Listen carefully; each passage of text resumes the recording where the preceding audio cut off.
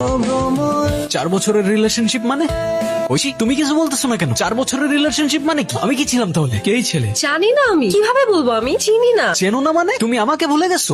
কি বলতেছো তুমি? ভাই সমস্যা কি? এভাবে ডিস্টার্ব করতেছেন কেন? Hey bro, sorry, ওর একটু প্রবলেম আছে। এই লোকটা কি বলতেছে তুই জানিস? বলতেছে 4 বছরের রিলেশনশিপ মানে কি? আরে কি বলতেছে? আরে ও আমাকে চিন্তাছে না আজব। আরে কি করতেছস? কোথায় নিয়ে যেতেছস তুই আমার? আরে শান্ত হ। কি শুরু করছিস তুই? এখানে সবার সামনে আপনি সিনক্রেট করতেছিলি কেন? তুই শুনছস ঐশীর হাজবেন্ড কি বলছে? ওদের 4 বছরের রিলেশনশিপ কিভাবে? আমি ছিলাম না 2 বছর। ওদের 4 বছর রিলেশনশিপের পর বিয়ে কিভাবে হয়? প্রত্যেকটা দিন নিজেকে দোষ দিয়েছি আমি, যে ওই দিন ওর সাথে আমি পালাই গেলে আমার জন্য ওর লাইফটা নষ্ট হইতো না। সেদিন কিছু বলতে গিয়ে ওকে বলতে পারি নাই আমি। সুলতানের অ্যারেস্ট কোনো অ্যাক্সিডেন্ট ছিল না, সবকিছু প্রি প্ল্যান করা ছিল। কি হয়েছে? তোমার মন খারাপ কেন? এমনি ভাইয়া। তুমি আবার আমাকে ভাইয়া বললে, এবার কিন্তু আমি মাইন্ড করছি। আরে না না, এমনি বলে ফেলছি। চিল, এবার বলো তোমার মন খারাপ কেন? সুলতান ছেলেটার জন্য খারাপ লাগছে। আমার যেটা পাওয়ার কথা ছিল সেটা কিন্তু আমি এখনো পেলাম না। যেহেতু কথা দিয়েছি অবশ্যই পাবে, ডোন্ট ওয়ারি ভাইয়া। আবার ভাইয়া?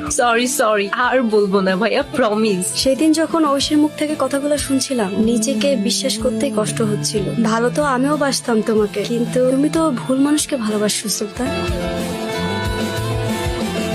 হ্যালো, কোথায় তুমি? কখন আসবা?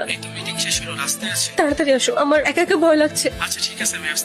তুমি? এখন চিনতে পারছো? তখন তো চিনতে পারছিলে না, ভুলে গিয়েছিলে। না মানে ভুলতে পারবে না, ভুলতে দেবো না। কি বলতেছো তুমি এসব? বুঝতে পারছো না কি বলছি? যে নরকের খেলা তুমি আমার সাথে শুরু করেছিলে, তার শেষটা আমি করব। যতটুকু কষ্ট, যতটুকু যন্ত্রণা আমি সহ্য করেছি, তার পুরোটাই ফেরত পাবে তুমি। আজকে থেকে প্রত্যেকটা দিন, প্রত্যেকটা মুহূর্ত কাউন্ট করতে থাক, কারণ এবার তোমার যাবার পালা।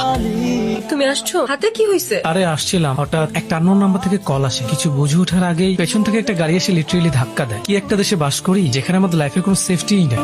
আমি রাফাতের বন্ধু, শুনলাম অ্যাক্সিডেন্ট হয়েছে, সব ঠিক আছে তো ভাবি? হ্যাঁ, সব ঠিকই আছে, ব্যান্ডেজ করে আসছে, তেমন কিছুই হয়নি। করিনি তাই হয়নি। মানে হ্যালো, কে? যে ভাবছো ঠিক সে। বলেছিলাম এবার তোমার নরকে যাবার পালা। বলো কি বলতে চাও? সুলতান, আই এম সরি। আমি তখন বুঝতে পারছিলাম না কি করব, কিন্তু এখন এসব আতঙ্কে আমি থাকতে পারছি না। তুমি তো আমায় ভালোবাসতে, প্লিজ মাফ করে দাও। যা হয়েছে তা তো বদলানো সম্ভব না। দরকার হয় একটা বাজে স্বপ্ন ভেবে সবকিছু ভুলে যাও। ভুলে যাবো? কিভাবে ভুলে যাবো আমি? তুমি আমার সাথে চিট করতে পারলা কিভাবে ঐশী? তোমার জন্য আমার ক্যারিয়ার, লাইফ, স্টাডি সবকিছু শেষ। চাইলেই কি এত সহজে ভুলে যাওয়া যায়? আমি তোমাকে মাফ করতে পারবো না ঐশী।